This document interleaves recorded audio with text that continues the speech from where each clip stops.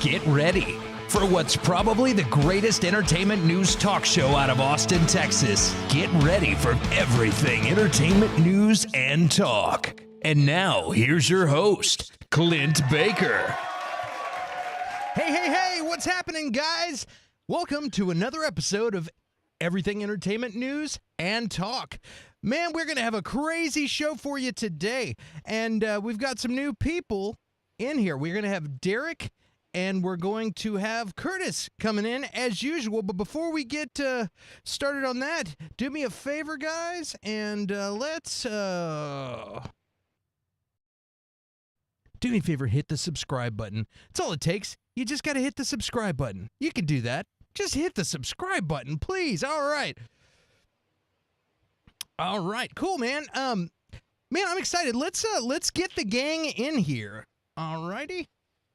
Bam. How we doing there, gang? Really, really good. All right. Welcome, Derek. It's good to have you, man. Curtis, always great to have you. Sir Anthony, always good to have you. What are you guys up to today? Anything exciting? Anything exciting? Somebody talk for just a second while I fix this graphic error. I'm on Versus, so I'm always excited, man. Or I'm on the news, everything entertainment news, so I'm always excited, man. Man, there's so many fun things. How about you, man? How about you, Derek? I'm real excited to talk about nerd stuff. Yes, sir. Nerd stuff. That's what we do here. There's constantly crazy stuff happening on the internet. And I get on my phone and I look these things up. And I got Deadline, Hollywood Reporter, Screen Crush. All these different people are giving me all this information. And I want to tell you about it. So I sent all these articles to my friends here. And now we're going to talk all about them.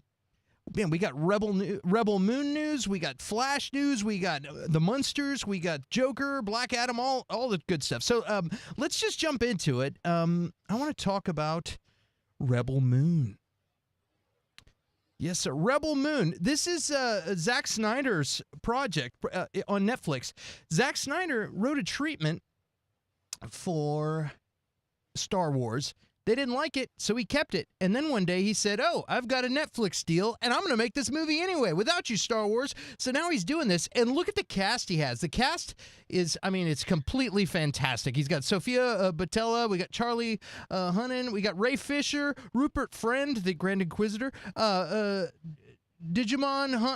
Hansu, man, I'm bad with names, Bae Duna, Ed Screen, Staz. What happened to John Miller? This is some weird names. These are fantastic names. I'm just illiterate. So anyway, let's move forward. Yes, we got Anthony Hopkins in the house. But are you guys excited to see Anthony Hopkins in this? Before I jump into it, I just want to say it's like I feel like these guys are they're doubling down on quality because you already have a fantastic cast. And lately, there's been a move at Netflix to, instead of just create a whole bunch of crap, which they're famous for, they make some great shows, but as far as movies go, they get a high-dollar actor, they put their face on a thumbnail, and then they put out a really meh movie, you know what I mean? And it's happened over and over. Yeah. It's very rare. I think the last good one I saw was The Adam Project with Ryan Reynolds. That one was decent. Yep. But, usually it's gotten to the point where I almost don't watch Netflix movies, even if I like the actor that's in it, because I've been disappointed so many times. But lately they've been talking about trying to give more quality than quantity, which I think is a smart move. Wouldn't you rather be an HBO or an Apple TV that just makes really good quality content?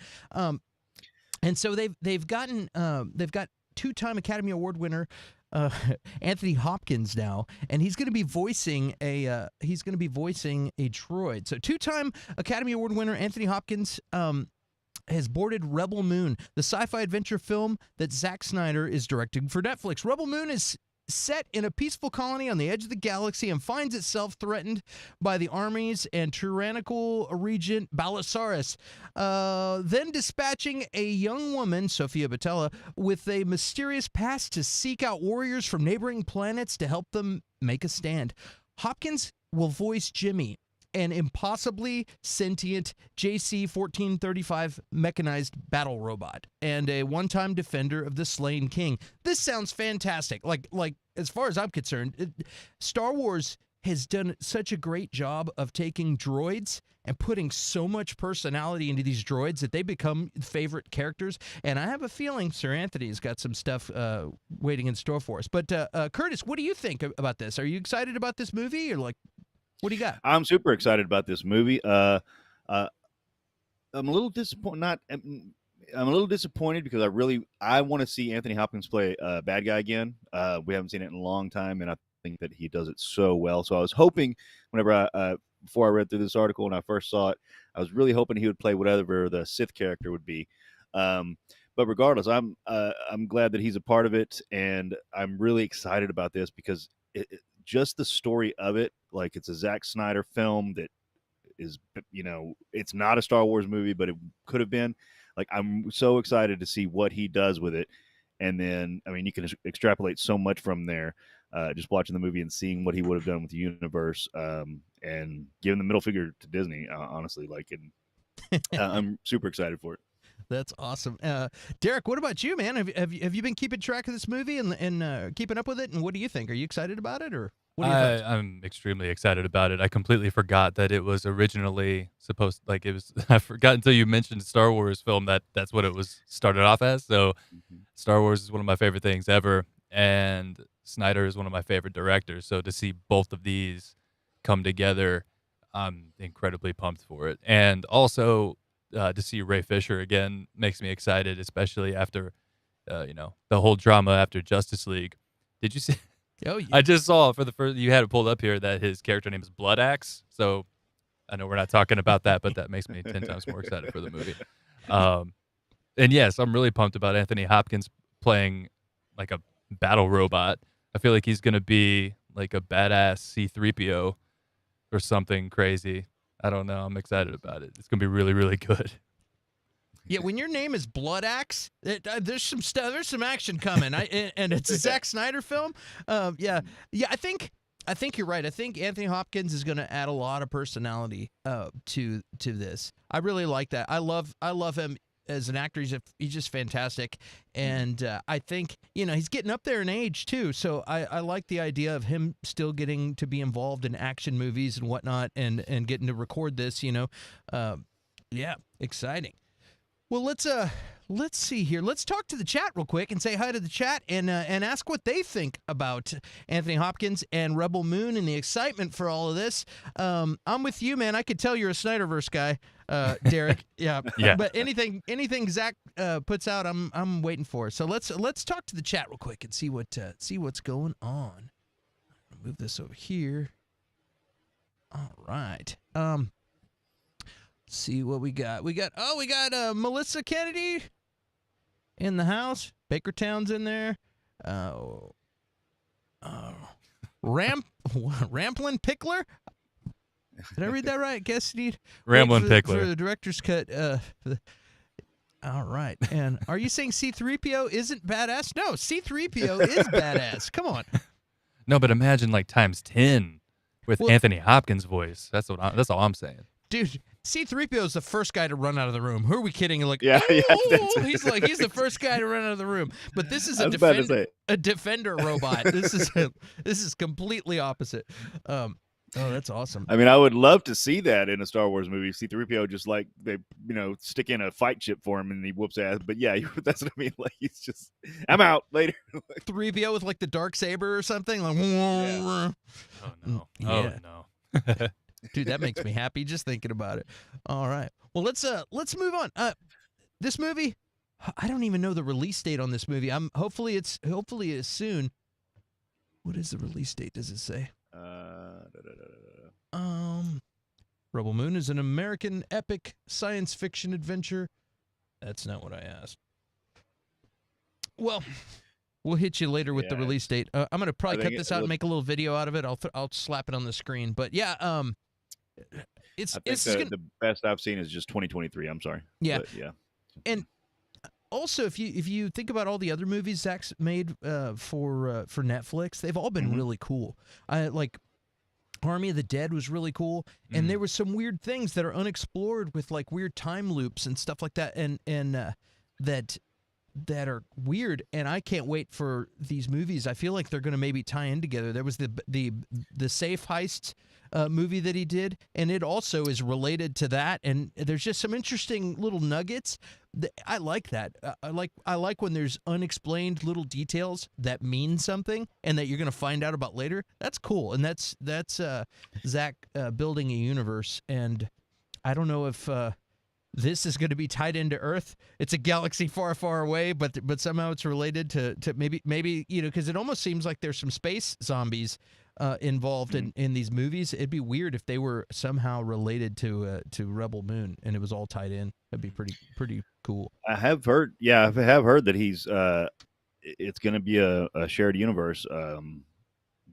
I don't know. Of course, we don't know how shared, but supposedly they are going to cross over to some degree. Well, we'll see. We'll have to hold our breath and see how it goes. Well, guys at home, let us know in the comments what you think about all this, and we will talk more about it as the news develops on this.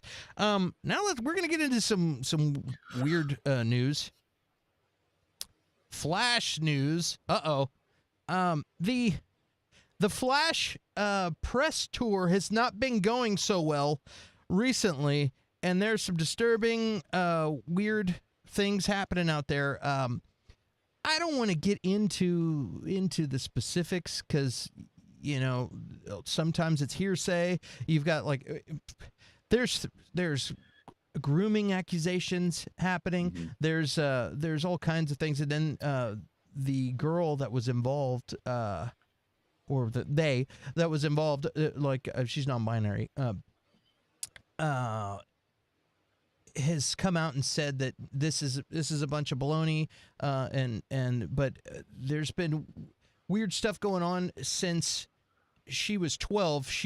The person has been friends with Ezra. So when you talk about that and you have parents coming out saying, hey, Ezra's been giving my child alcohol and just weird things like that over time, and flying our child to Europe, to England to hang out, and then giving our kid drugs and alcohol and things, that doesn't look very savory when of an actor that's supposed to be playing a superhero, and when you're trying to sell toys of an action figure that look like this person, and you also have the same person who's been getting arrested for assault and disorderly conduct and all these things, and it gets really sketchy.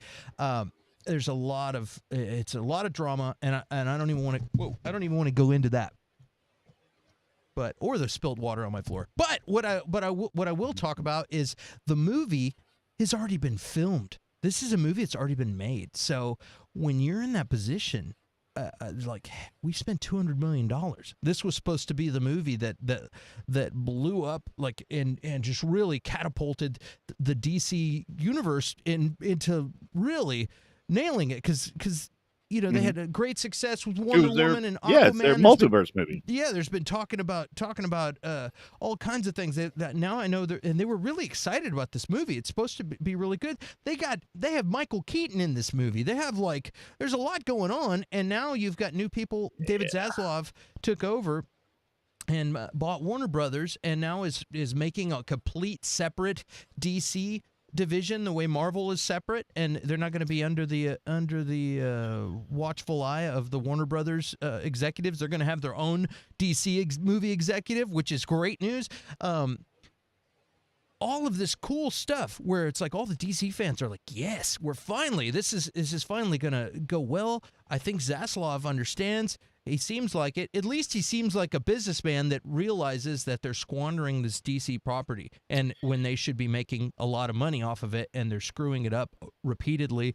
And so anyway, all of these things, and all this is DC's on the cusp of just really doing well, and then we have all this drama.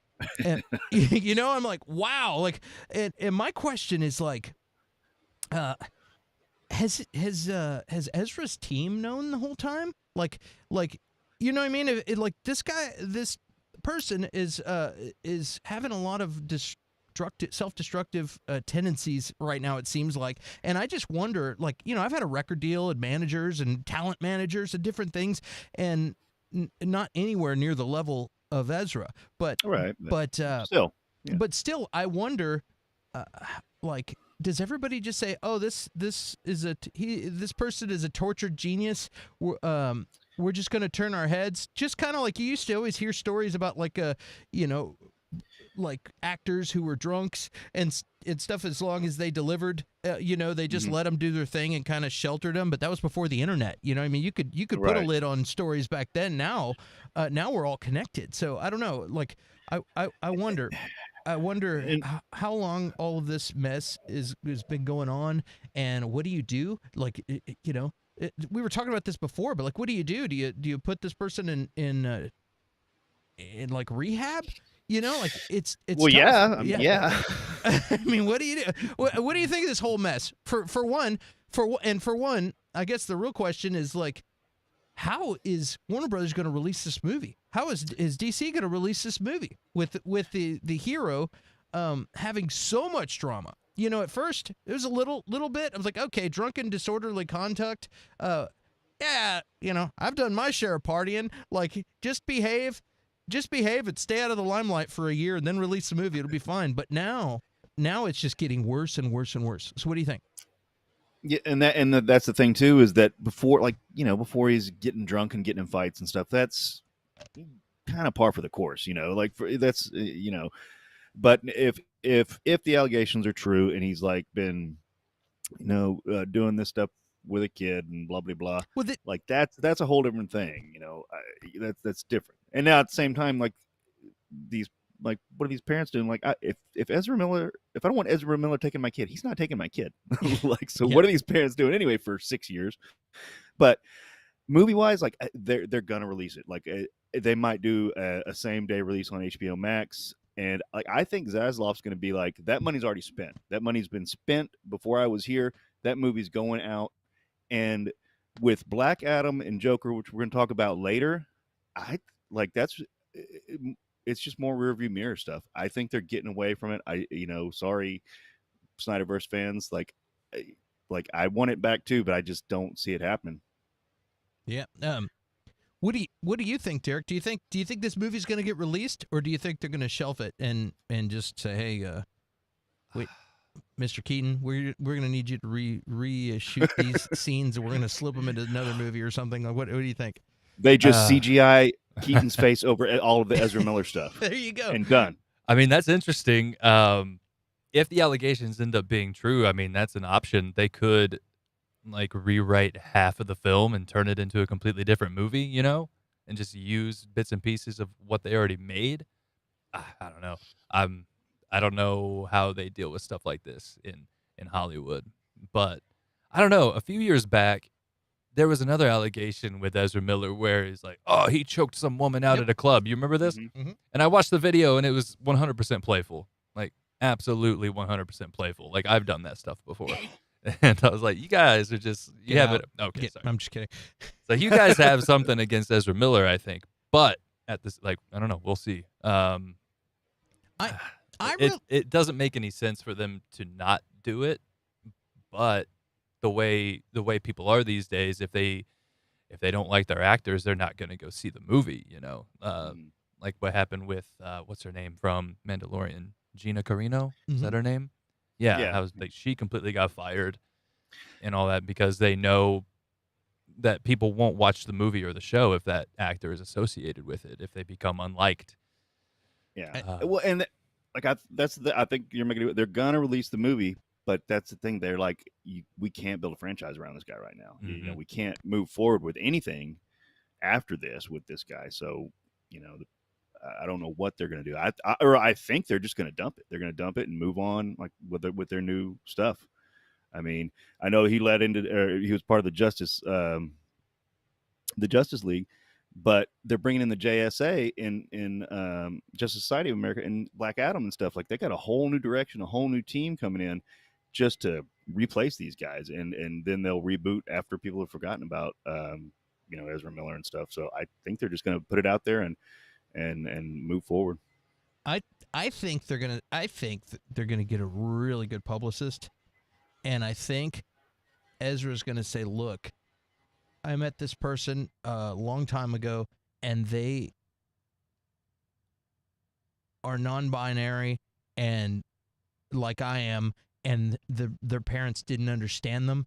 And they had a dysfunctional situation, and I just kind of took them under my wing because I felt bad, and they became my friend, and I've been a friend to this person who's a fan ever since, and I've just been trying to take care of this person because I feel like they live in an old-fashioned household, and I think they're going to villainize the parents, and say, hey, this is just a theory. You know, I don't know what's going to happen. But if it was me, that's what I would do. I would say, yeah,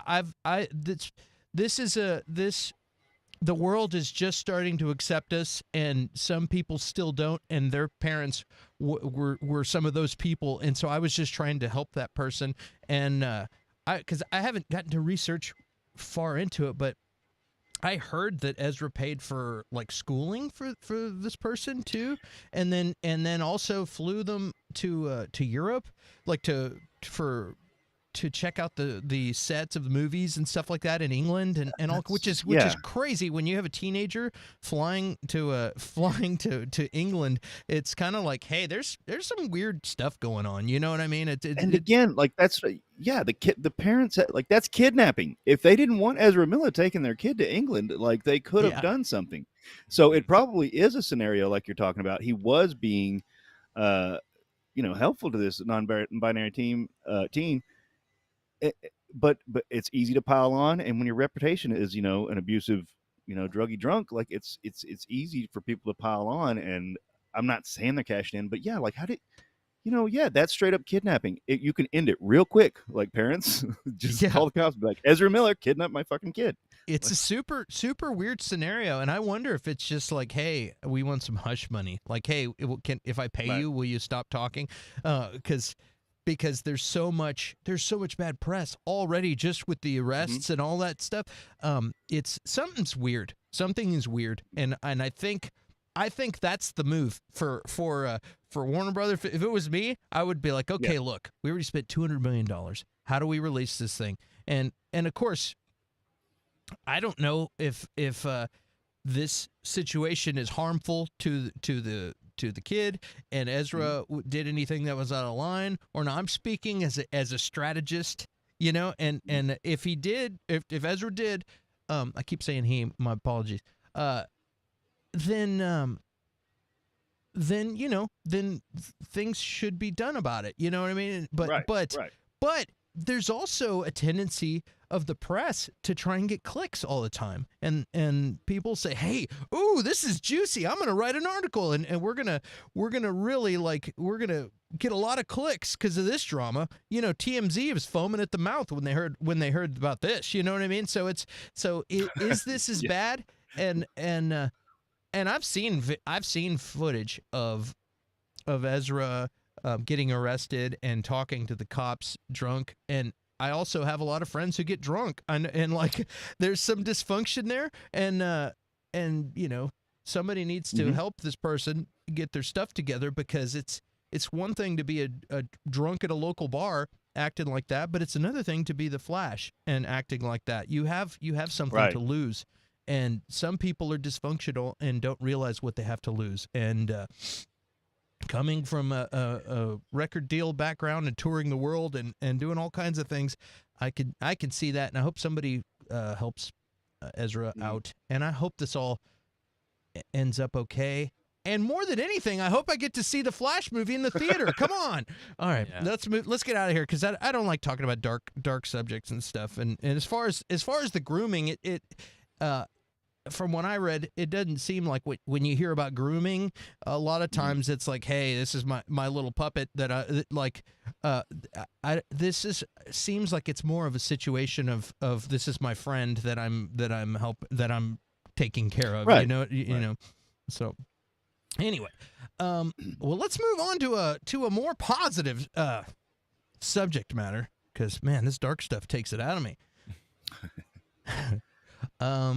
All right, up next is the Munsters. I Woohoo! thought I thought we were moving on to something not that wasn't dark. We are the Munsters with Rob Zombie. Director Rob Zombie unveiled the first footage from his cinematic spin on the 60s classic The Munsters today with an opening credits montage that mirrors the show's, but with his 2022 cast in the roles of Herman, Lily, and Grandpa Munster. Missing, however, are appearances from Ugly Duckling, Marilyn, and Werewolfish Eddie. Whatever happened to Eddie Munster? You're looking at him. All right. A lot of people call me Eddie Munster because of my widow's peak. When I say a lot of people, I'm talking about Dustin and Dave from Riddling Kids. Man, my thoughts on this. At first, when I watched this trailer, it starts out like the regular ass Munsters. Mhm. And I was like, do we need this? This is not exciting to me. Do we need this? And I was like, okay, there they are.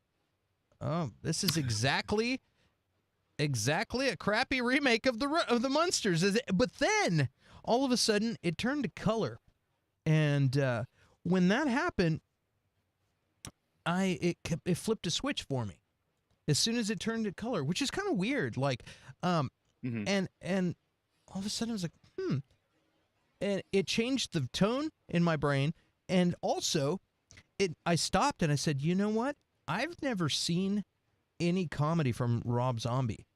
I've never seen any lighthearted, funny, or quirky thing from Rob Zombie. All I've ever seen is redneck horror from Rob Zombie. You know what I mean? So, and then I said, I wonder, because this is not redneck House of a Thousand Corpses, Texas Chainsaw Massacre vibe.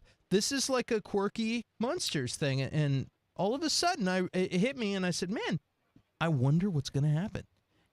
I wonder how it's going to be. And now I want to see this. And off of a tiny teaser that did nothing, only because I've got the imagination and the presence of mind to think, hey, this might be cool, because I've never seen anything like this from this director, who I've seen several of their films and stuff. So, and I've always liked Rob Zombie.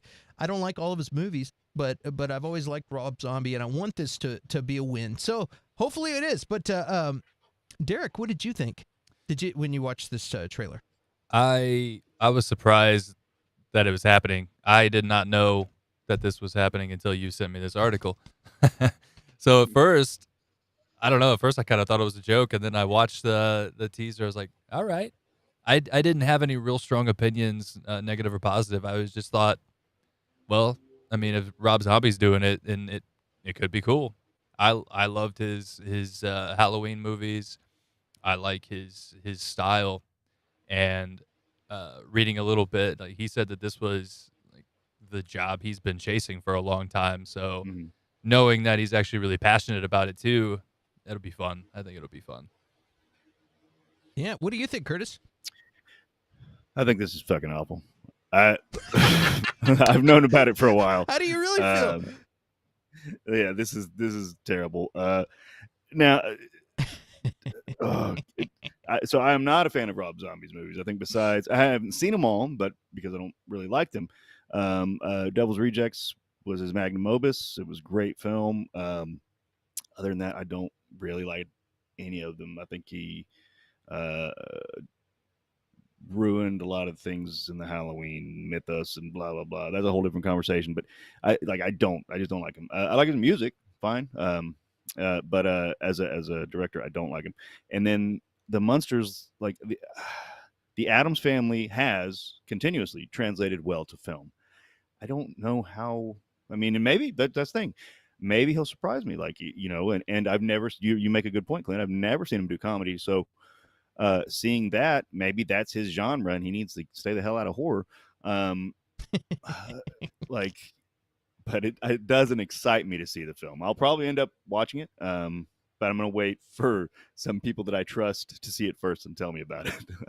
Like, it just seems like I was watching this, and I was just like thinking, oh, this is a bad remake of the Munsters. And then when it turned color, I was like, there has to be more than this. It can't just be a crappy remake of the Munsters. Like, and I've read how excited he is about this. You know what I mean? So now I'm like, that can't be it. You know what I mean? It has to be something. Then it flipped to color, and then all of a sudden I said, there might be a twist that makes this cool. Like, maybe there's a twist that makes it cool. Because the Munsters was always really about the characters more than anything. It's hilarious is that it wasn't even it was a failure. I wouldn't call it failure, but in the beginning, like, it didn't do well. It was like a poor man's Addams Family on another network. One was on, I think, NBC, and the other was on ABC, and it was just like that. It was just their version of it, just to try another creepy family. Yeah, it was a copy practically, and it didn't do well for the first couple of years, but then it took off in syndication. But Herman Munster is just like like his character makes him, you know what I mean? And Grandpa Munster makes him, and it's just so now you're going to recast these people and have new people that aren't even those characters. So now you're just changing the soul of what this show is. And so if you're to change the characters and you change the music, that's it. It's not just dead show. You know what I mean? So we got some people. We got some Munster cosplayers and the Munster theme song. You know, and that's kind of how I felt at first. But like I said, when the color changed, I was like, maybe there will be something. So we'll see. What about you guys at home? Are you excited about this Munster show? Do you think it's going to be cool? Do you think it's going to be terrible? Let me know in the and let's talk to the chat and see what they think. What do you guys think? We got Bobby is in the house. How you doing, Bobby? I love Bobby's comment. We've got a streaming release here. Yeah. Yeah, I think you might be right. Ramplin' Pickler, Halloween ruined itself. I'd take Zombies version over the last two. What do you think about that, Curtis? No, I love the last two. I disagree. But them's fighting words. To each their own. Like, you know. Derek, you having a good time? First show? I am having a good time. Yeah, this is fun. Thanks for having me on. Hell yeah, man! I'm really enjoying. Everybody, throw props to Derek. Show him some love. We're gonna give him the horn. Yeah, he got the horn. He's doing great, and I look forward to having you back. All right. Yeah, these are the great people in the chat. They take care of us, and they really do. Yeah, they come in. They come every Friday. They hang out with us, and we become friends with these people, and who we only know by screen name. It's really funny living in the future where there's people that you know, but it's only by screen name. Strange times. Well, do you want to let me take a drink of my beverage, and then we'll move on to the Joker. No, right.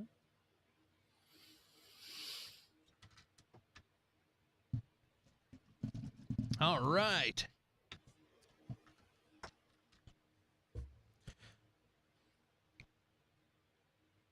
Today's episode brought to you by Manscaped. Just kidding. All right, let's see here. Just kidding. All right. Hi, Derek. Love your mic work. I can hear you. Oh, good. I was worried about that earlier. Y'all are great. Glad to find you. Glad you found us too. Thank you for joining. All right, this is fun. Well, anybody who's having a good time, do us a favor, share this, or just tell your friends about us, because we're new and growing, and we're trying to keep growing. And I'm doing my best to find interesting new people to bring into the show and make this fun. And that's why I'm glad we got Derek with us, because we're having a good time. So let's move it forward and talk about a little Joker action. Boom, boom. Boom. Joker sequel a go. Todd Phillips post-script cover. Joaquin Phoenix nearing deal to reprise Arthur Fleck. This has been building since before Toby Emmerich exited, and Michael DeLuca and Pam Abdi. That name messes with me. Pam Abdi took over the reins of Warner Brothers. Joaquin Phoenix hasn't quite signed a deal to reprise his role as the disturbed, murderous Antichrist Arthur Fleck in a sequel to the billion-dollar grossing Joker. What that means is that they haven't come to a dollar figure or a pay structure Right. that Joaquin is willing to do this for. He'll jump on with all the award praise and ticket sales. He had $1 billion movie. He'll be back, but you're gonna make sure he gets paid. So merch rights. What else can I get? All right. But the film is a go. Director Todd Phillips revealed on Instagram, and there's a Joker sequel script that he just wrote with Scott Silver and Joaquin Phoenix, who won an Oscar for playing the title role, is reading it right now. And that isn't quite true. Phoenix read it a while back, and it's come down to basically what I said before. It's what it boils down to is he needs to get the deal structured. That's the script. Joker, Folie à Deux. Adieu. I wish I had Edward here to pronounce that properly for me.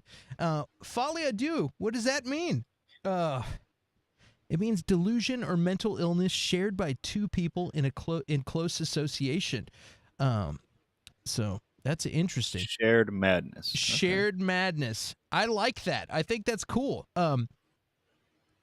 What do you think about all of this? Are you excited about a new Joker movie, Curtis? And what do you think about this title, Folie à Deux? I thought it was crap until I heard what it meant, and then my brain started going, and I said, "Hey, that could be cool." So I wonder madness. if it's him building his power structure as the Joker. But see, I'm confused about this. So it's not our Joker, Correct. And so, and again, so DC is obviously already heading in other directions. They're going down this road, and they may be building to making Arthur Fleck our Joker.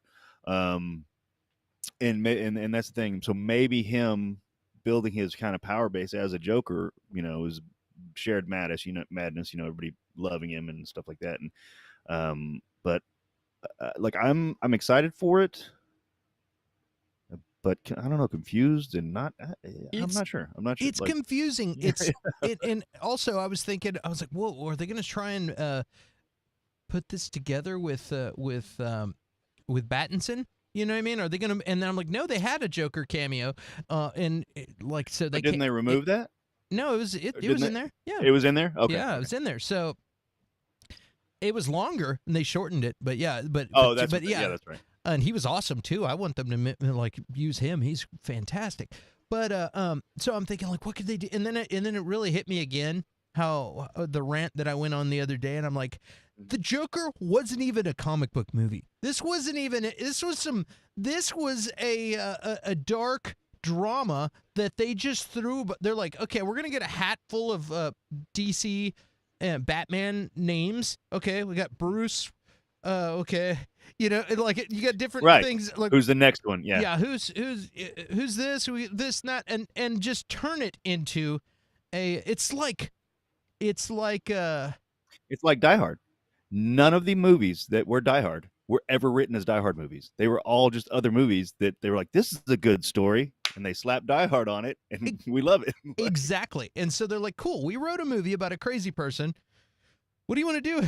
Who loses it and basically goes psycho, and then we'll just put a DC logo on it and call it. And don't get me wrong, I enjoyed the movie. Yeah. It was dark, and it was an interesting movie. But I was like, this isn't a joke. This isn't a real Joker movie. And then you're like, oh, it's a pocket universe. It's not associated. It's not. His name isn't Jack. It's Arthur. It's really hilarious to me. But anyway, but.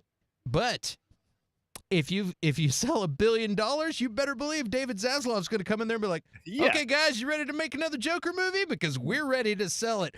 So I'm glad they're making another one, but I don't expect them to tie it in with anything else. And I don't want them to tie it in. And I don't want anybody with superpowers showing up. I want this to be just some dark, artistic, smart movie that doesn't have superpowers, and it's a guy who is kind of like the Joker that we're going to call the Joker. That's what I want.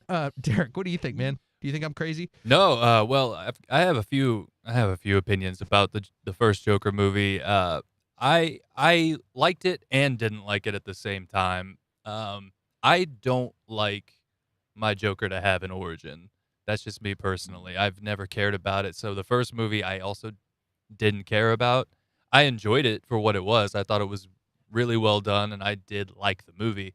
But you're right, as a Joker movie, it's just a normal movie with a guy who is kind of the Joker in it. So I will watch this one, and I think it'll be good.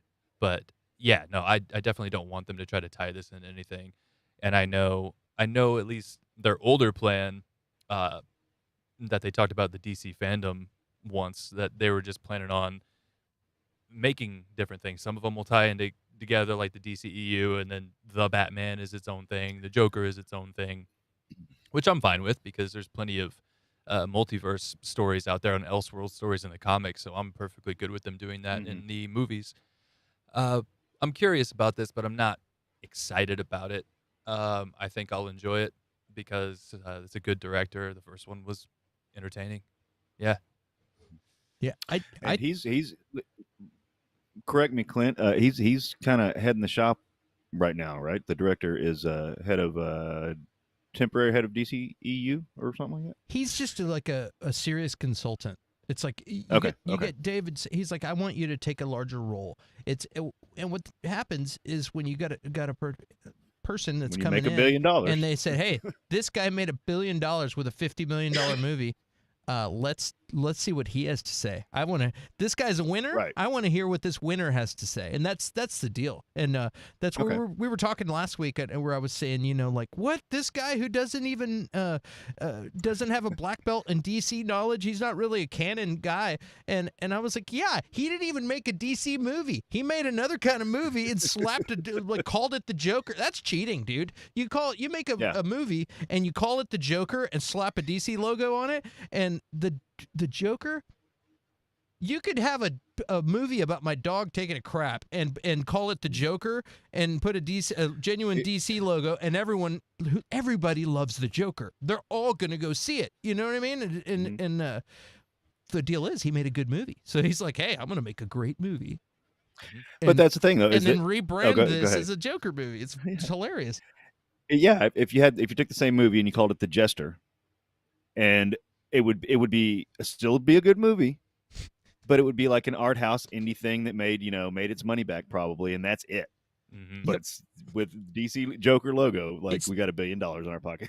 It's the great Joker swindle. It's great. And what do you guys think about the name Fali Adu? I saw some Twitter posts, and people were like, "That's the worst name I've ever heard." What do you think? Well, based on its definition, that it could be interesting. It could bring in the real Joker. It could explore Bruce Wayne's little kind of madness that he has, the relationship that he has with Batman himself. And because, like, in a lot of stories, Batman and the Joker are just two sides of the same coin.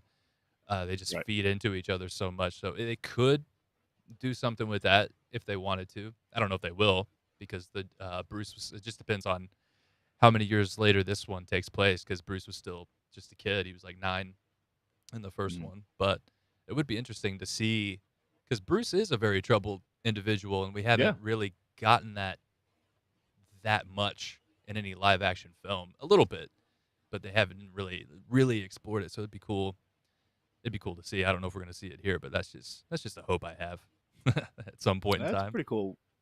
That's a cool idea. Share, Batman's shared madness with the Joker. Yeah, if they pulled it off, that'd be really awesome. Cool. That would be awesome if they could pull that off. Yeah, that would be really cool.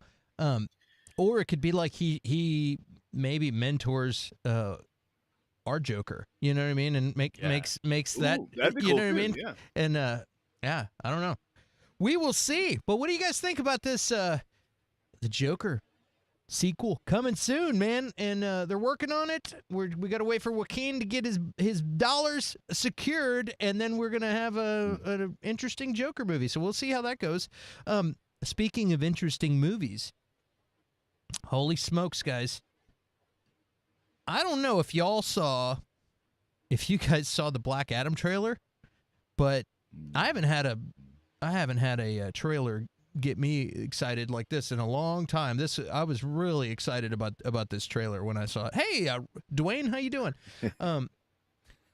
This trailer, I just kind of like, okay, let's see what this is. I've watched so many trailers. I'm constantly watching trailers, and I was like, whoa, this looks really good. Like, this might actually be cool. Like and I keep expecting. Well, the first thing I expect with watching a superhero movie with The Rock is that The Rock is going to take me out of the movie. You know what I mean? Where it's like, I worry Black about Adam, that, yeah. can you smell what I'm cooking? You know what I mean? And it's like, and I love The Rock. I think he's great. And I think like, San Andreas or watching some super action movie. I know what it is. It's a popcorn movie. He's the Arnold Schwarzenegger of our generation, basically, of like the next generation. And you know what you're getting. You're getting The Rock and his charisma and stuff. But he's playing a role of an anti-hero that kills people and is troubled because his kid was killed, or like his kid died basically to save him, and he was a slave his whole life. And he comes from a time, and this is kind of like where I've had this conversation with friends where I talk about like, yeah, it's interesting. We have different kinds of violence in the world today. And, maybe kids getting fist fights in school and things like that. But back in, hundreds and hundreds of years ago, people are fighting with knives and rocks and swords, and it's a way of life. They don't have police and phones to call 911, and somebody wanders onto your property. It's like you have to beat them to death with rocks. You know what I mean? Like back in like gladiator times, things like that. And so Black Adam is a slave from like the past, so he's coming to the future, coming to the present from a savage time in history where he was a slave and beaten his whole life, and now all of a sudden he's like an anti-hero, and they're like, you can't kill people. He's like, I do. And I was like, that's badass. Like, he doesn't kill good people maybe, but like if somebody deserves it, yeah, that's just because that's how we used to do it 2,000 years ago. You know what I mean? I was like, it's interesting. But the trailer looked awesome. The production looked awesome. The CG looked awesome. It looked as exciting and as good as any Avenger movie I've ever seen. I was excited. So yeah, it got me fired up. I was kind of like not giving a crap about this movie for a while. I'd seen it at DC at Fandom, seen kind of like quickly thrown together trailers, and I appreciate that The Rock like wants this to be in the public eye, but just wait till you're done. You know what I mean? And then let's see it. Now he's ready. So what do you think, Curtis? No, that's the thing. It's like I was kind of excited because we're finally getting Rock as a superhero in a universe, and like you do have a good point. Like he could, like, that's the thing. We know at least early on in his career that he could act. Like he's done some roles where he's straight up acting as a different person, and now he just kind of plays the Rock. Well, fine.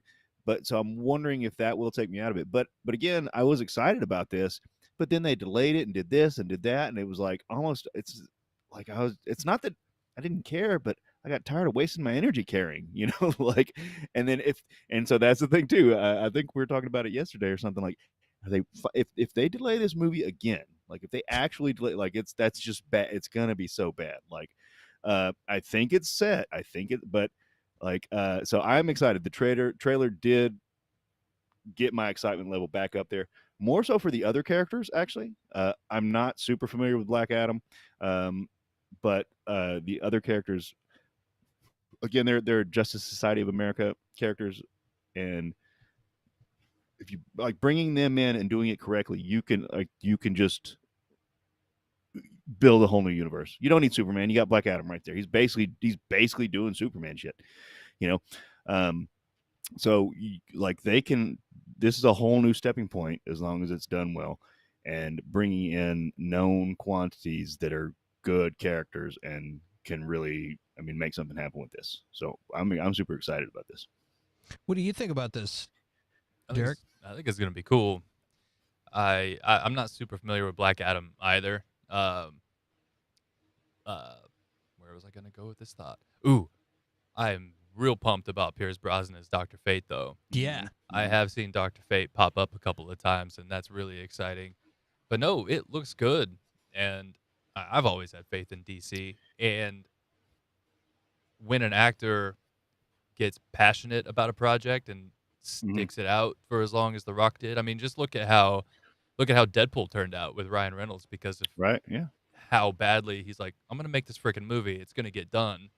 And when an actor who's that invested and like gets involved with the production of it, it turns out really, really well. So I think with that, knowing that and knowing how passionate The Rock is about it, I think it's gonna be really cool.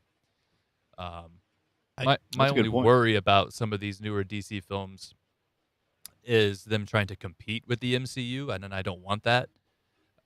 Marvel and DC are different, and I think they should stay that way. Mhm. Uh, so hopefully they don't try to go too fun with it. I mean, sometimes it's fun. Sometimes things are funny, and that's fine when they have their place. But there just need, I need a difference. I need them to stay different from Mhm. each other, and I think they will. I think they will. I Mhm. just hope. I I hope they will. I think having an anti-hero that kills people, I think Mhm. that's a good Mhm. way to stay different from Right. Yeah. you know what I mean. So that's pretty cool. I'm excited that Jennifer Holland, Amelia Harcourt from Peacemaker, she's Mhm. listed in the cast, which is cool. Oh, I wow. really liked her. Who's James Gunn's wife Yeah. or partner? I don't know if they're actually officially married. And also Aldous Hodge as Hawkman. It looks amazing. Like he Mhm. looks Yes. really cool. So I don't know. I think the whole thing is cool, and I think you're right, Derek. Like I was thinking about that too. It's like Deadpool was a passion project for Ryan Reynolds, and it was. I think it took him 13 years to get it made. And Roughly, yeah. yeah, Mhm. and so this has taken like a decade for The Rock to get this movie made. Originally, he was supposed to be part of Shazam, and then once he got the thumbs up to make the Black Adam movie, then they took him out of Shazam and they said, okay, we're gonna do a Shazam or make a Black Adam movie. So I don't know. I think it could be really good. And The Rock is all about quality. He's all about his brand. He's not going to mess around for 10 years on something that's going to be weak. You know what I mean? Yeah, that's a good point. Yeah. He's really and I think he probably has a lot of people that would when you're as high profile big an actor as he is that are ready for you to fail. So and he's the kind of guy that it's there to prove everybody wrong. So I have good Right. feeling about this movie. I can't wait. And once we hear more about it, we'll be talking about it. What do you guys think at home? You excited for Black Adam? Did you like the trailer? Let me know in the comments, and let's talk to the chat. What do you guys think up there up in chat land? Do you guys they're still fighting with knives and rocks and swords and guns. It's yeah, there's all kinds of crazy Yeah, shit they are, going on in Bobby. the world. Let's see And I, here. I will say, Derek, too, you did make a good point about DC does need to be different. Mhm. And being darker and more realistic is what's working for them very well right now. And Yeah. having a hero that straight up, is like, basically, I'm Superman, then I kill, And again, I don't know that much about the character, but honestly, I think that works for him because they can do because a lot of people don't. I'm a comic book fan. I'm more of a Marvel guy than I am a DC guy, as everybody knows, but. I'm aware of the character. I've read some stuff with the character, but I'm not a huge Black Adam person. So if I don't know, like even most of society probably knows even less. So you can do more with the character like that, and yeah, staying in that dark domain of Peacemaker. I mean, obviously Joker, um, and Black Adam, like a little bit darker, a little more realistic. I mean, that's initially how Marvel beat DC in the in the comic books, and then now they're kind of flipping it around, and that's where DC needs to roll there. They need to stay in that lane. Mhm. And I like that Marvel's doing different things too. To where like, okay, we're gonna have a procedural lawyer movie, like Alan McBeal. We're gonna have this other Thunderbolts. They're going a little dark on that one, but then they have Loki, which Mhm. is a weird show. Then they kind of Yeah. going all over the place. They're starting to, yeah. Yeah, and Miss Marvel, total kid show. Like that's a younger demographic. That wasn't even on the docket to talk about today. But did you guys check out Miss Marvel? I enjoyed it. I did if you are looking for something to check out, I released a short review on the show that's up on this channel. So I watched it. It's definitely there's nothing I can say that it's bad. but it's not like it's filmed well. It looks good. It's like I have issues with the changing of the character and stuff, which a lot of fans do. Um, but like it's definitely I'm not the core demographic. This is like I might rewatch it with my kids and then just watch the new ones with them because Dude, it's there was no biceps or bazookas in this show. Like, come on, no grenades and explosions. Like, no, and just it was so teeny bopperish. Yeah. And that's the idea. Like that's what I mean. It achieved it. It pulled it off. You know what it's like? If you watch on Netflix, I would recommend anybody watching on Netflix.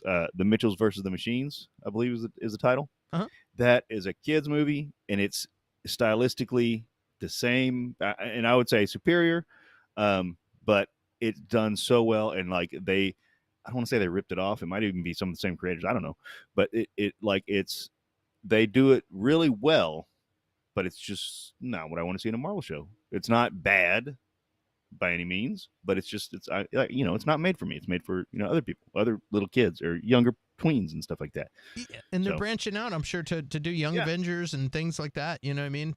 Shows like the Teen Titans, Young Avengers. That's a younger tween demographic and stuff. I made some comments about that in the video, but yeah, I made some kind of jokes. Your video's good. Yeah, I made some jokes about Kids Incorporated, which I don't think anybody even remembers that show. But it was fun. It was I enjoyed the show. I could still watch kid shows. You know what I mean? Oh yeah, for sure. I don't even have kids, but yeah, I enjoy it. What did you think, Derek? Did you watch Ms. Marvel? I have not yet. I've been busy with Obi-Wan and The Boys. Oh yeah, The Boys is another one. There's a new episode. Oh, I need to watch, so I haven't gotten into that. But we may be doing some Boys review stuff in the near future. I've been talking to Dustin Curtis about The Boys, and I might try and get him in here and maybe we can all have a little Boys conversation, which you're more than welcome, Derek, if you want to get in on that. I can talk about The Boys. Yeah, that's fun. So yeah, people in the chat know, like, I hadn't seen The Boys, and then it was summer, so I started watching it. I binged the whole thing in 2 days and I'm completely caught up. And I was already like, damn it, when's the next one coming out? I heard it was supposed to come out last night, in the middle of the night, and I kept refreshing and clicking, and I was like, what the hell? I finally gave up, went to sleep. It was a real bummer. So I still haven't seen it, but we'll definitely get into that. But all right, The Boys is on Amazon Prime, Bobby. And it's free. Amazon. Yeah. The Boys is an interesting social commentary on just humanity, honestly, all around. It makes fun of social media, it makes fun of corporations, it makes fun of religions, it makes fun of just a lot of things, and makes fun of superhero movies cancel too. culture. It makes fun of superheroes, it makes fun of everything, and it's just really when you realize, they're putting it under. Once you realize you're immersed in this story, and then all of a sudden you'll realize what they're doing. The punchline starts sinking in. Many times you're like, oh my God, I can't believe they're making fun of this thing. It's just funny. It's a great show. But all right, well, let's move on to the next topic, which is Universal English, Clint. Universal Pictures and Amblin Entertainment announced today that the U.S. audiences will soon be able to experience Steven Spielberg's classic E.T., The Extraterrestrial, and Jaws on IMAX screens nationwide for the first time. E.T. will be released exclusively on IMAX beginning August 12th in celebration of its film's 40th anniversary, with Jaws to be released on IMAX and in Real D 3D beginning September 2nd. If Real D is like 4D or XD, holy moly, that's going to be super cool. What do you guys think about this? I hate 3D. Yeah. I worked at the movie theater when Avatar was released, and no, that was real D 3D, unless they changed it. Okay, cool. It's I prefer colors and being able to see the backgrounds and everything. With 3D, you are focused on what they want you to focus on, and everything else in the background is just a blur. Probably not that bad, but point, it's just to me, it's not worth the extra money per ticket. I would rather see a 2D IMAX because I love how giant the screens are. Yeah. But as far as 3D goes, I hate 3D. I usually do non 3D myself. I'm colorblind, and I think that to greens in certain things, and sometimes I can't even see it. I'll be like, it didn't even do anything. And sometimes it does. Some movies it does work, but yeah, I'm with you. But I do like giant screens. That's awesome. And the 4D that I'm talking about, that's where they have the seat rumbles and stuff. Whenever like I saw Pacific Rim. And every time they would take a step, it would shake the chair. It was really cool. That'd be cool with that movie. Yeah. Yeah. Yeah. I heard when the when the main actor got caught, they called their mom. They said, "Mom, I got the when they got cast for the role. Mom, I got the Pacific Rim job." Anyway, so moving on. Sorry, I had to. That was like Tourette's. I was trying really hard not to make that joke. I had to say it. But yeah, I think it'll be exciting more than E.T. We just watched E.T. on our other show called Versus, where we do movie battles, which we have an exciting show tonight. We're going to be talking about two great movies. We're going to be doing Streets of Fire versus Eddie and the Cruisers, two rock and roll adventures. Iconic. We're gonna have our buddy Sean with us, and this is going to be fantastic. So if you're not doing anything, 8 o'clock, we're going to be on, so be sure to catch us for that. But I think Jaws in IMAX could be super cool, like real cool. So that's exciting. Yeah, Jaws would be a good one. I want to see though. I know they're taking these big hits because they were big hits, and they're never going to listen to me ever. but like, I would love them to take movies that have become cult classic and should have been hits and put those on, like whenever you were asking, what would we want to see or something like that. Like something like Life Force. If you haven't seen Life Force, it's a Tobe Hooper movie, and it was planned to be, it was a huge flop. But it's a spectacular movie, and it's become a cult classic. It's and it is a big visual movie. Or something like that. Some movies that have, become cult classics and do have, of course, E.T. and Jaws absolutely have a following. They already were hits. People already did see them in theaters, but to see some of these movies that have gained the audience that they deserve over the years through DVD and stuff like that, and to put that back in theaters, I want to see something more like that. However, Jaws in 3D, I'm not really on the 3D bandwagon either. I'm just old. But in IMAX that's probably going to be pretty cool. Yeah, when I was a kid, man, doing Jaws 3 came out, and it was Jaws 3 in 3D. That was like part of the gimmick. 3D, and that was a big deal. Oh boy. Yeah, I'm excited. I'm excited to, me, man, I like everything. I get excited about everything. If I could see something in IMAX, even better, especially something like, we spent a lot of time breaking down E.T. And one of the things that I noticed, besides the excessive use of fog and the interesting lighting where they just light just the eyes and things like that, it was just really visually a beautiful movie. And especially for a movie that's so old, I think getting a chance to see it on a big screen like that would be really cool. Even in a regular movie theater, like the only chance I have to see it is on my tiny 65-inch 4K TV. It's tiny, and it's not even in the living room. It's not even in the living room. It's in my bedroom. It's tough, But I think seeing it on a giant screen is super cool. So, yeah. But anyway, tonight. Again, 8 o'clock, Sean McLaughlin's going to be with us. He was a producer on Batman Beyond and a bunch of other DC animated stuff. He's a great guy. He's got some new projects that he's working on. We'll talk a little bit about that tonight. And I'm interested to get a creator to get his perspective on these movies. You know what I mean? It's me and Curtis have a lot of fun breaking these down, but getting somebody else's input is going to make it even more fun. So I'm excited. I'm excited, like usual. So let's see. Speaking of things that get me excited, That's Inappropriate. This just got awkward. There's a movie called Everything Everywhere All at Once. That is a fantastic movie, man. And basically, this movie is turned out to be a huge earning movie. It's become the highest grossing movie at A24, and I'm really happy about this movie. It's got Short Round in it, and it was a fantastic movie. But let's see here. You want to read it? No, I'm doing it right now. I had a weird glitch on my computer. Dan Kwan and Daniel Scheinert's fantasy film martial arts movie Everything Everywhere All at Once has officially taken over Ari Aster's Hereditary as A24's highest grossing movie worldwide.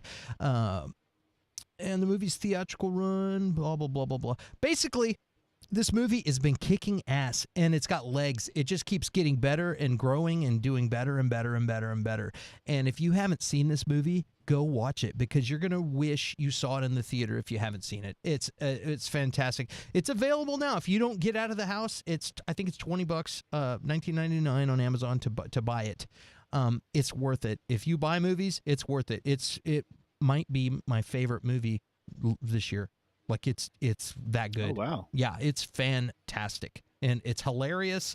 It's got feelings. It's got action. It's got Short Round from Indiana Jones. Dr. Jones, he's the husband. And it's got Michelle Yeoh as the main character, and her daughter's great. And the whole movie, it was just, I heard it was good. I went and sat in there, and it was the funnest adventure I've been on in a long time. And I didn't expect it to be that good. It was fantastic. Yeah. All right. Hey, Ramblin' Pickler seconds that notion. So I'm not even going to talk that much about it. I saw this article, and I was like, good. Kudos, the air horn for these guys. I want this movie to win. I want it to do huge, and because they deserve it. Because there's a lot of people that making remakes and reboots and sequels and all of this, and huge recognizable IPs that, hey, this was a big book, we're going to turn it into a movie or to series, or hey, this comic, blah, blah, blah. This is maybe this was a book or a comic that I don't know about, but this was something new that I had no background on, and I fell in love with it. And so I think that's cool. So when something new shows up and hits a home run, I support it completely, and I wish them well. So I just wanted to, again, another air horn for Everything Everywhere All at Once. If you haven't seen it, go check it out while it's still in theaters. You will thank me. And how about Derek? Have you seen it? Yeah, I did see it. What did you think? It was great. Usually, like you said, everything's a remake or a sequel. You can always, what's coming in most stuff that comes out these days. I haven't been excited about movies for a while, unless it was superhero movies or fantasy or something. But yeah, no, this one I was just like, what? That and all the random stuff that I don't want to do spoilers, but yeah, it's so all the random stuff that they had to come up with to achieve certain things. I'm just like, what? Oh, it was so good. I loved it. Like I didn't know what was going to happen next, and I loved it. It was great. Awesome. Curtis, you need to get a date night with wifey and go watch this movie while it's still in the theater, because it's real fun. I think I do. And I will say this is going to start keeping A24 on my radar. I definitely want to check it out in theaters. I got to see if I can finagle that. But Hereditary is a spectacular film as well, if you haven't seen it.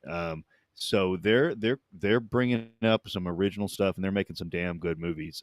So A24, who I had never heard of, Really, is I hadn't on it, but before Hereditary, and honestly, I couldn't have told you that it was A24 that made Hereditary before, Everything Everywhere All at Once. Really put them on the map. Hereditary is so awesome. I haven't seen it yet. It's a horror, and it's a spectacularly well done horror. But Clint, you're gonna shit your pants. Hey, you know me, I from love the horror shitting my movie, pants. from the horror movies we talked about before. From your reaction to those, that's a fucking scary movie. Don't threaten me with a good time. It's great. It is really great. But so that's what I mean. Yeah, I wasn't aware of this production company, maybe they've done other really good things that I have enjoyed as well. But I just wasn't really aware of them, and it seems like whatever they're doing is working. And that hopefully they keep knocking it out of the park. Cool.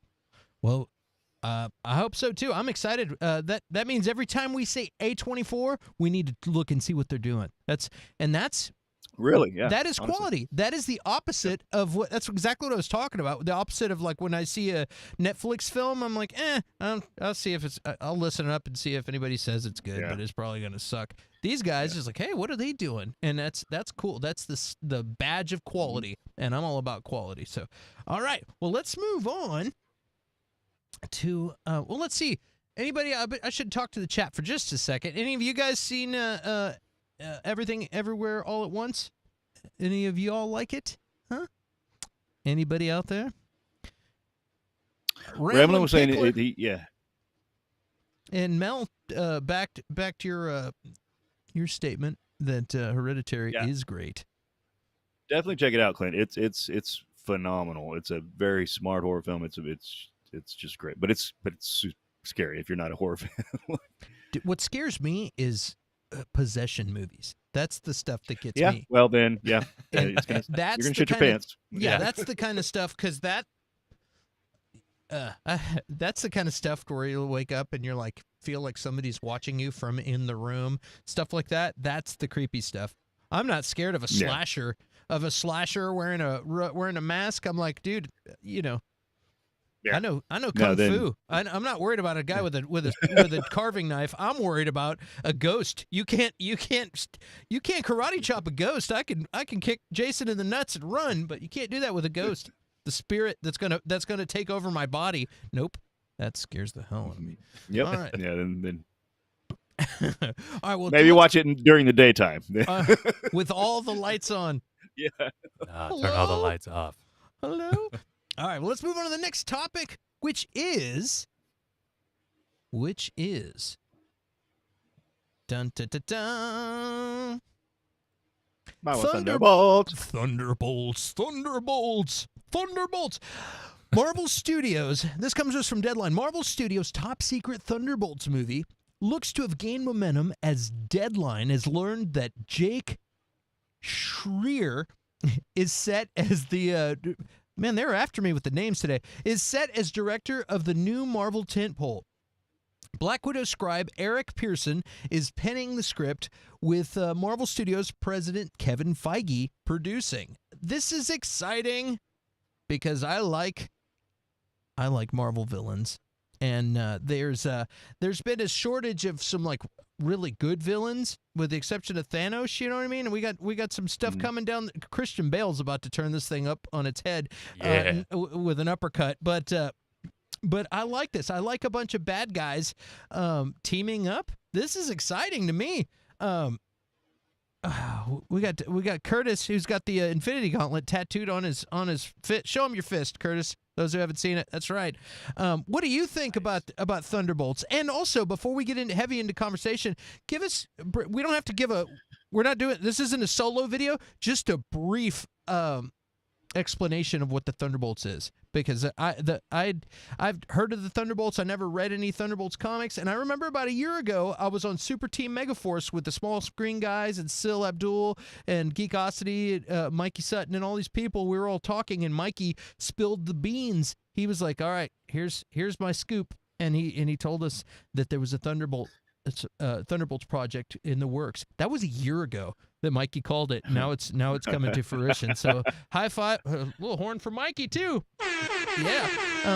But yeah, we heard that they'd said that on the Super Team Megaforce team up. That was a super crazy, chaotic, fun stream with like, it looked like the Brady Bunch. There was like 10 of us all on there. But yeah, so that's the first time I heard about it, and it's been unfolding slowly. So tell us about the Thunderbolts, Curtis. So basically, there are a team. They started. What is a Thunderbolt? Just kidding. Go ahead. They started during the Heroes Reborn era of Marvel Comics after um, all of the heroes in the Marvel Comics had died. Late 90s, early 2000s, stuff like that, and then they kind of made them and brought the universe back, stuff like that. During this time, we didn't have superheroes, so there was a new hero called Citizen V who created a super team. Well, Citizen V ended up being Baron Zemo, and he created a super team which was essentially villains that turned into superheroes.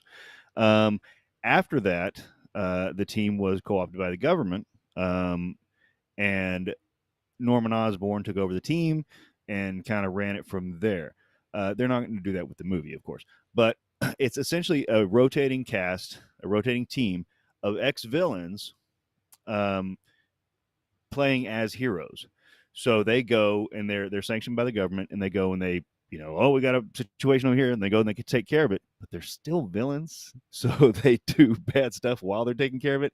So it's always a great dynamic with that team, which could be translated so well to film. This could be the new Guardians. This could be the new, I think that that's the background. There you go. So we can talk about that in a minute. Yeah, so when you say that they're villains doing good, like being heroes, are they faking it, or do they have an agenda, or are they being controlled? Where Zemo says, "I'll kill anybody who doesn't do what I say," or what's well, because you got Suicide Squad is a similar thing. It's a bunch of screw ups that are being controlled, and they blow, their head blows up if they don't play ball. What's the motivation? It's basically just like money. Like I said, the team changes and stuff like that. But under Norman Osborn was ended up becoming the main leader of the Thunderbolts. And main motivation was money and being able to commute sentences and stuff like that. It's kind of like a Suicide Squad situation, but they don't go down that road of blowing up heads. Or at least I don't remember, because they could just get the Avengers to take them out. And these are small time guys. Usually, there's not a lot of super mega powers in there, but they usually have a big powered guy, and like that. So it's like more like mercenary work. Like, okay, the Avengers are busy. This other supervillain is doing this thing, and so they hire the Thunderbolts, who are heroes, but they're all ex-villains, and going and taking care of whatever. I didn't know if it was a bunch of villains who went all emo and were regretful. I have to right my wrongs, or if it was like, hey man, we'll just get 0 sentence if you just help us out here. You know what I mean? Like they're straight up still villains. Yeah. Okay. Yeah. And and they might steal a little bit too. Like, hey, I'm going to take this bag of gold with me. They usually do. Yeah. Yeah. Derek, what do you? Was this the same thing? I know at one point, a lot of the villains actually dressed up as Avengers. Like Bullseye was Hawkeye for a second. Is this the same thing, or is this different? It's not. It is, but it's not. And I think that's where they're leading. You're thinking of Dark Avengers. Okay. That's the road they're going down. Gotcha. Well, we got Valentina Elaine with us here below you, Curtis. And I'm wondering. There's a couple of things to wonder. First of all, who's going to be on the Thunderbolts team? You know what I mean? And we were talking about before the show. We were doing a video chat and talking, getting ready for the show and stuff. And we were talking about, okay, we got Johnny Walker, we got Yelena, you got Abomination, and they've been really pushing him back in. Which Tim Roth is an awesome actor, so that's really good news. Ghost, I really like Ghost from the Ant-Man movies. Taskmaster is another possibility. They wouldn't just put, she was for a not like a recognizable actress who's been a Bond girl and other things, to throw her in that Taskmaster suit for a 30-second reveal of her face, and then that was it, and doesn't even have the rest of the time it's a stuntman running around that suit. Yeah. It seems like she seems like too high profile of a cast to just cast her and then give her 20 seconds of screen time. So I have a feeling she's going to be involved. And Taskmaster is a really cool character if used properly.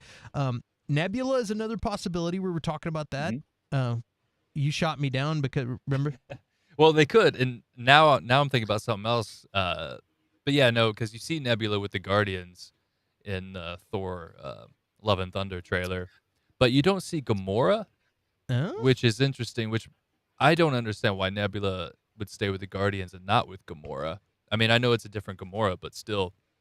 So now I'm wondering. I mean, Yeah, they that's could right. they could get Gamora. That's I don't right. know what she's running around doing though. They'll probably explore that in the third Guardians, but That's right, Derek. You're new. You don't shoot me down. So I'm just kidding.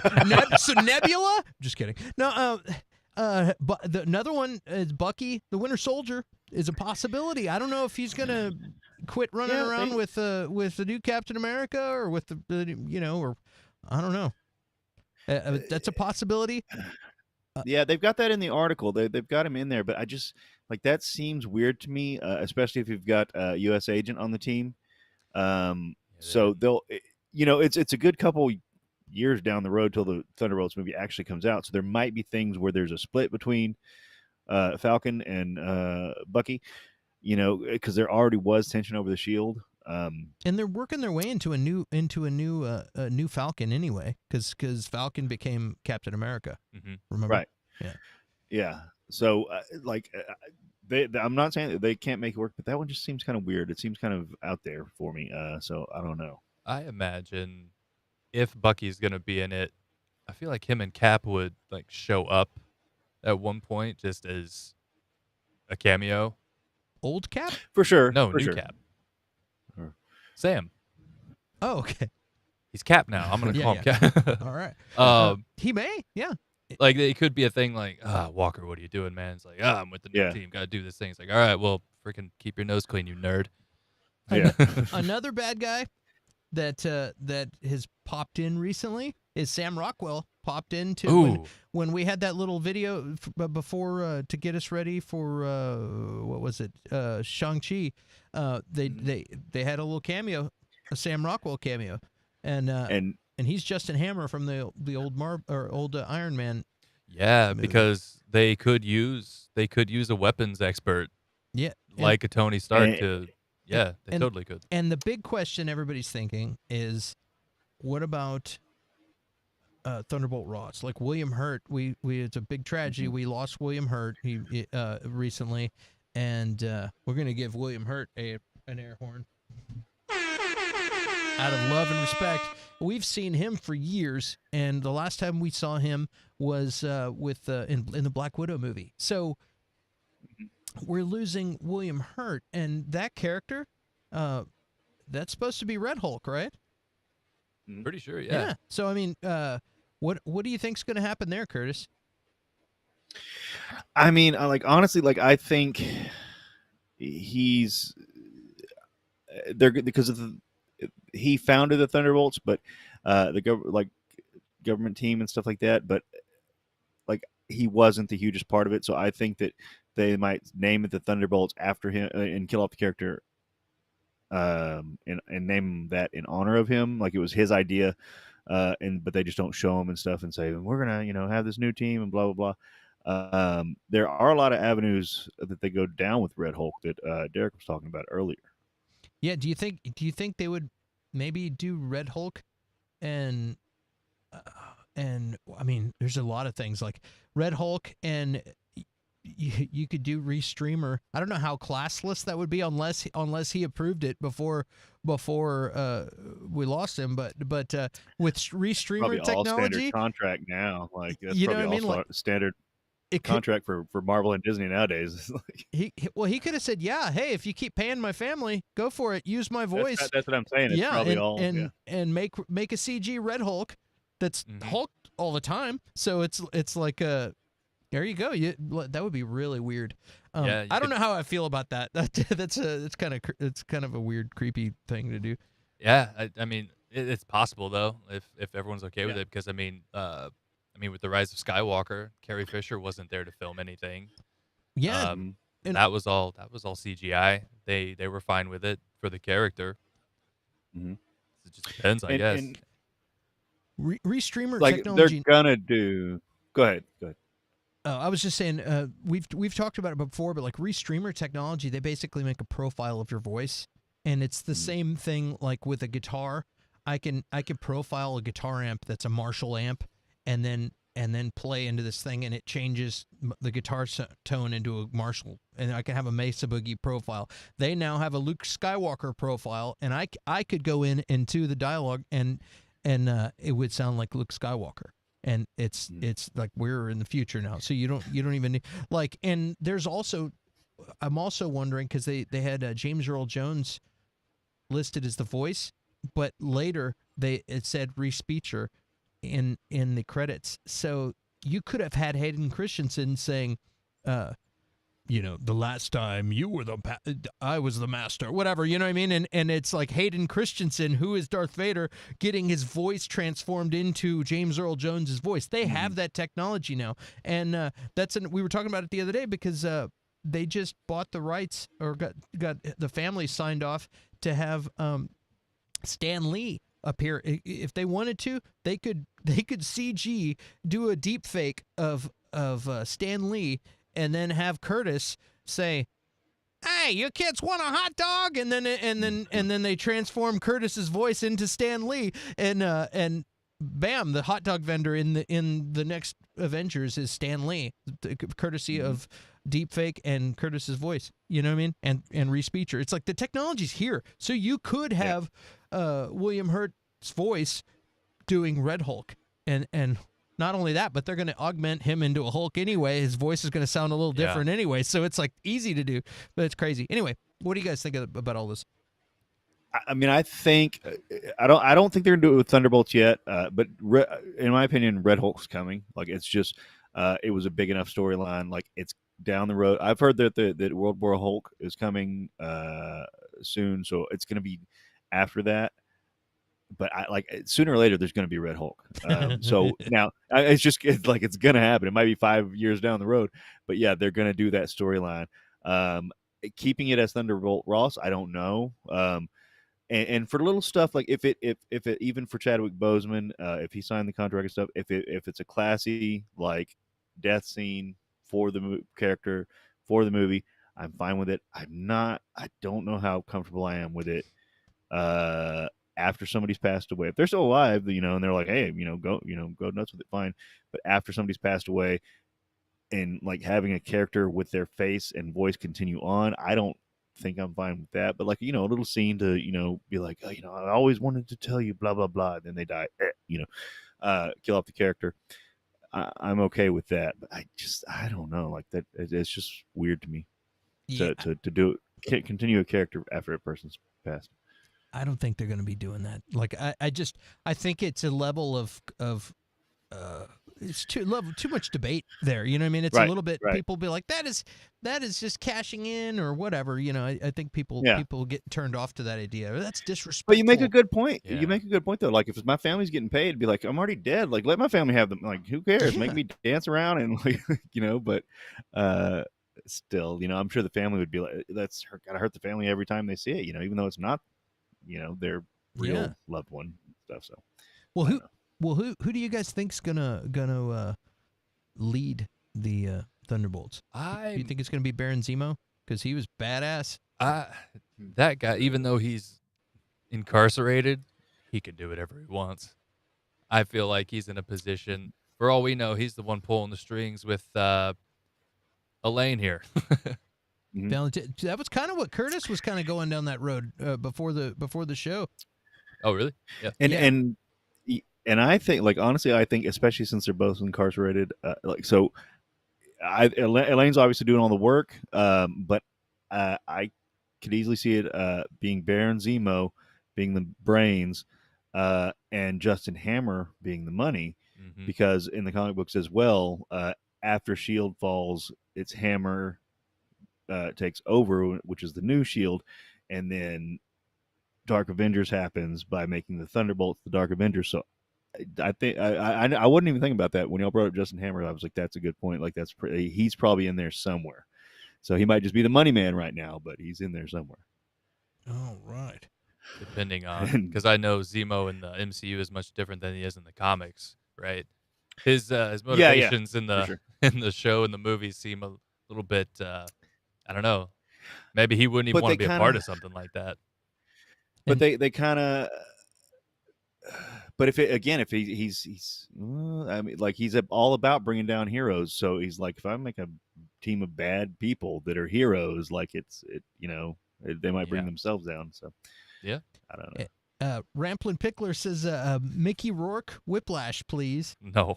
He That knows would what be he's doing. awesome. He knows what he's saying. Nobody wants that. Mickey Rourke doesn't even want that.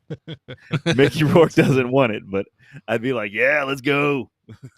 But it's my bird. What's my bird? Well, Thunderbolts. We'll be hearing more. We'll be hearing more news about that in the near future, I'm sure. And that wraps it up, man. That is our last topic that we're covering today. But we are going to be back every single week. And if you don't subscribe, you're not going to know about it. So do me a favor, hit the subscribe button, hit the notification bell. Just like that. That's right. You see that? Yeah. Just hit that button. Oh, yeah. Do it. Just hit the button. That's nice. Boom. Yeah. And I got our some socials here. You got me. I'm the OG Clint Baker on Twitter. We got Derek's also on Twitter. Jedi Jump Kick at Twitter. And Curtis, if you do a search for Bakertown, you will find his YouTube channel. You can find Elaine at Seinfeld.com. And anything you want to plug or anything before we go, Derek? I almost called you Darren like a jerk. Well, Ramblin' Pickler down there, he streams on Twitch. We do our Dungeons and Dragons every Sunday. Sweet. And we also put the VODs on YouTube about a week afterwards. So, yeah, if you guys are into Dungeons and Dragons and want to check me out, DMing some Curse of Strahd, you can find it on his channel there. Awesome. Cool. Yeah. And if you guys actually comment, Ramblin' Pickler, if you can comment where to find you on Twitch and on YouTube, and I will copy that and I'll throw it into the description of this video with all the other information that I'm going to paste in later. It might take me a day or so, but yeah, if we get any views, maybe they can make their way that way. So look out for some directions on where to go find that. Curtis, as always, you're going to find him and I every Friday, and we're going to be doing later tonight, 8 o'clock, with Sean McLaughlin. We're going to be talking about Streets of Fire and Eddie and the Cruisers. We're going to determine there will be blood, and we will determine who the champion is. So please join us back there, and gang, we appreciate it. We love you guys, and we're going to see you guys soon. So. And you can't do a salute because that's Curtis's thing. Don't do a salute. Don't steal my stuff, dude. I mean, I wasn't gonna. I do this. you I do either like that, and then you have to do you have to figure out your own hand gesture. Yeah, Yeah, that works. There you go. Later, gang. We'll see you soon. That's the wrong video.